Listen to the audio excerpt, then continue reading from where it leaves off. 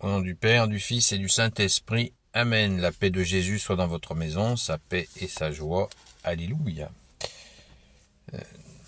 Nous lisons le Saint-Évangile selon saint Matthieu, chapitre 9, verset 9 à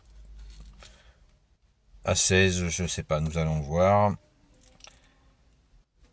Que ta parole, ô Jésus, rentre dans mon esprit, que ma bouche proclame ta parole et que mon cœur l'accueille. Jésus appelle l'apôtre Matthieu. Jésus s'en alla plus loin et vit celui qui était à la douane. Il dit à cet homme, un dénommé Matthieu, « Suis-moi ». L'autre se leva et se mit à le suivre. C'est curieux comme appellation, je fais juste une petite pause. C'est saint Matthieu qui parle de lui-même. L'autre se leva et se mit à le suivre. Intéressant. On continue. Comme Jésus était là, à table, dans la maison, un certain nombre de collecteurs de l'impôt et d'autres pécheurs étaient installés avec Jésus et ses disciples. En voyant cela, les pharisiens commencèrent à discuter avec ses disciples. « Comment votre maître peut-il manger avec des collecteurs de l'impôt et des pécheurs ?» Mais Jésus l'entend et leur dit « Ce ne sont pas les bien portants qui ont besoin d'un médecin, mais les malades. Allez donc apprendre ce que veut dire cette parole.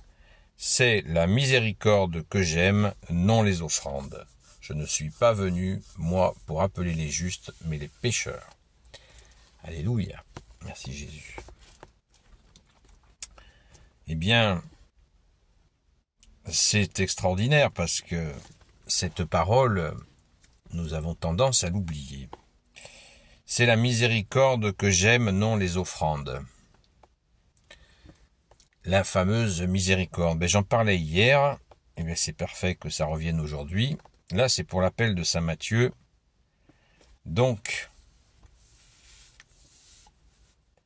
Jésus s'en alla plus loin et vit celui qui était à la douane. Celui qui était à la douane, celui qui faisait payer donc un impôt. Et il dit à cet homme, un dénommé Matthieu. Donc saint Matthieu, donc n'est pas, c'est que saint Pierre, saint André, beaucoup d'autres apôtres sont pêcheurs de poissons.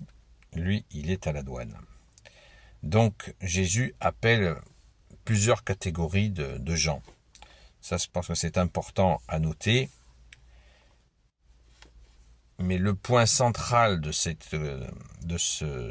séquence d'évangile, c'est vraiment cette notion que Jésus est venu chercher les pécheurs. Je ne suis pas, moi, venu pour appeler les justes, mais les pécheurs.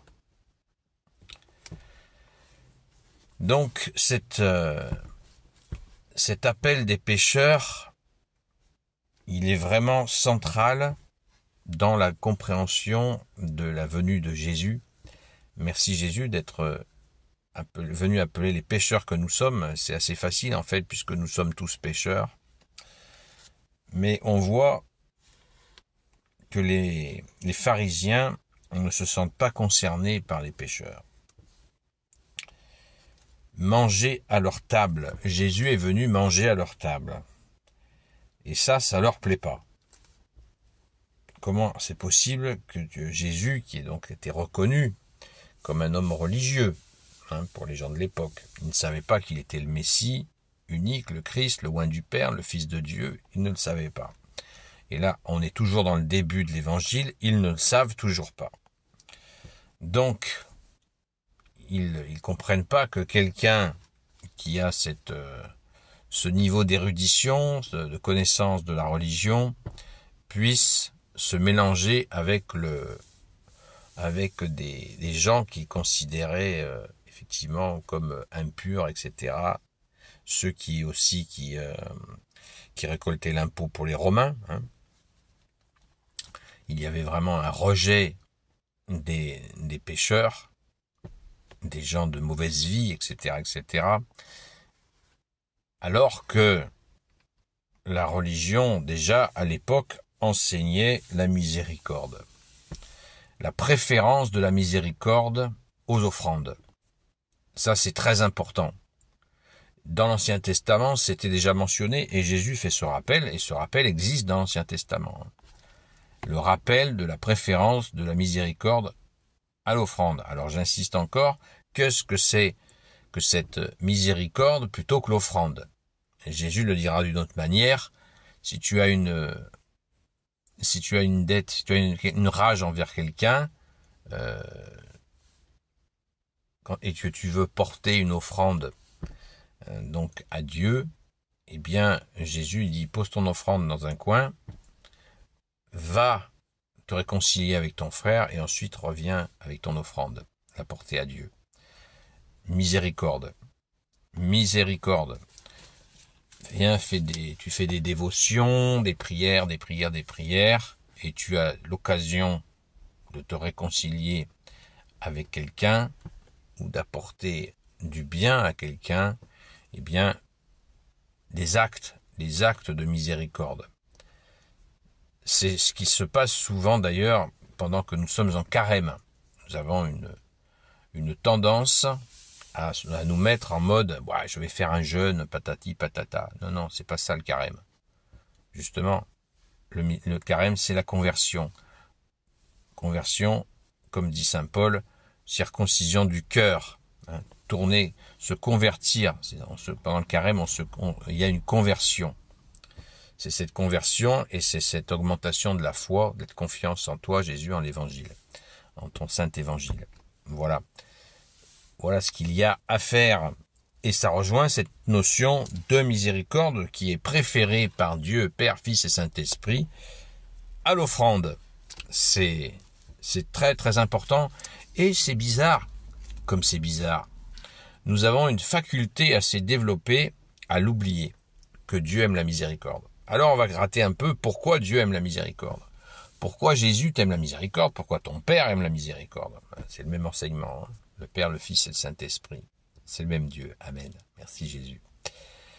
Pourquoi on a cette tendance à l'oublier? Eh bien, je pense que déjà, objectivement, il y a l'ennemi des âmes, ça l'emmerde énormément, le diable, ça l'emmerde énormément qu'on ne soit pas en train de se disputer. Ça l'ennuie, ça. Vraiment, ça lui pose problème.